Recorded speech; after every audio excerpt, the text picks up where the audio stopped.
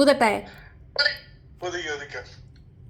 ഊതട്ടെ പറയങ്ങോട്ട്.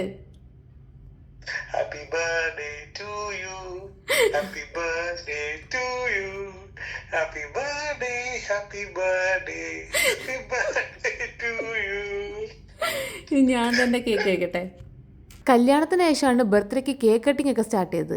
അതിന് മുന്നേ cake cutting എന്നൊക്കെ പറഞ്ഞത് ഭയങ്കര ലക്ഷറിയാണ് എൻ്റെ വീട്ടിൽ. എൻ്റെ ഓർമ്മയിൽ അങ്ങനെ ഒരു സംഭവം നടന്നിട്ടേ ഇല്ല. പിന്നെ പണ്ടേ ഇല്ലാത്തതുകൊണ്ട് അങ്ങനെ ആഗ്രഹിച്ചിട്ടും ഇല്ല. കേക്ക് കട്ട് ചെയ്താലും ഇല്ലെങ്കിലും ബർത്ത്ഡേക്ക് മുടങ്ങാതെ കിട്ടുന്നൊരു കാര്യമുണ്ട്, ഒരു 3-4 കോൾസ്. അത് 12 മണിക്ക് എനിക്ക് കൃത്യമായിട്ട് കിട്ടും. പിന്നെ ഇത്തവണ കേക്ക് മേടിക്കാൻ ശ്രീതില്ലാത്തതുകൊണ്ട് ഞാൻ തന്നെ ഒരു ചെറിയ കപ്പ് കേക്ക് വാങ്ങിച്ചു. വീട് ഡെക്കറേറ്റ് ചെയ്യുന്ന പരിപാടി പണ്ടും ഇല്ല ഇപ്പോഴും ഇല്ല. കൂടെ ആരും ഇല്ലാത്തൊരു ബർത്ത്ഡേ ഇത് ആദ്യമായിട്ടാണ്. ഇതൊക്കെ കാണുമ്പോൾ നിങ്ങളായിരിക്കും കൊച്ചു കൊച്ചൊന്നുമില്ല ഇത്ര എക്സൈറ്റ്മെന്റ് കാണിക്കാറുണ്ട്. പക്ഷെ എനിക്ക് എൻ്റെ ബർത്ത്ഡേ ഭയങ്കര എക്സൈറ്റ്മെന്റ്. എനിക്കിനി കൗണ്ട് ഡൗൺ ആവുന്നതോറും ഇങ്ങനെ ടെൻഷനാവും, എന്താണെന്നറിയത്തില്ല. പിന്നെ പാതിരാത്രി മുഖം കഴുകി ലിപ്സ്റ്റിക് ഒക്കെ ഇട്ട് സുന്ദരിയായിരിക്കുകയാണ്. ഇപ്പൊ സമയമാവും വെച്ച് 12:58 ആയപ്പോൾ ഫ്രിഡ്ജിൽ നിന്ന് കേക്കൊക്കെ എടുത്ത് ക്യാനിലൊക്കെ എത്തിച്ച് റെഡി ആയിട്ടിരുന്നു. ഇപ്പൊ വീഡിയോ കോൾ വരുമെന്ന് വെച്ചിട്ട് ജ്യോതിയും വന്നില്ല, ഒരു തീയും വന്നില്ല. ഞാനും ശ്രീത്തും കൂടെ ആ കപ്പ് കേക്ക് കട്ട് ചെയ്ത് കിടന്നുറങ്ങി. സിമ്പിൾ. പക്ഷെ സാരമില്ല, ഈ പ്രായം കൂടപ്പോഴാണ് നമുക്ക് മെച്യൂരിറ്റി റിയലൈസേഷൻ ഒക്കെ ഉണ്ടാകുന്നത്. അങ്ങനെ ആളും ബഹളം ഒന്നും ഇല്ലാതെ ഒരു കേക്ക് കട്ടിങ് കഴിഞ്ഞു. ആയുസിന് ഒരു വർഷവും കുറഞ്ഞു. ബർത്ത്ഡേക്ക് അങ്ങനെ പ്രത്യേകിച്ച് വിഷയമൊന്നുമില്ല, വലിയ സസ്പെൻസും ട്വിസ്റ്റും ഒന്നും ഇല്ലാതെ വർഷങ്ങൾ അങ്ങോട്ട് പോയാൽ നല്ലതായിരുന്നു തന്നെ.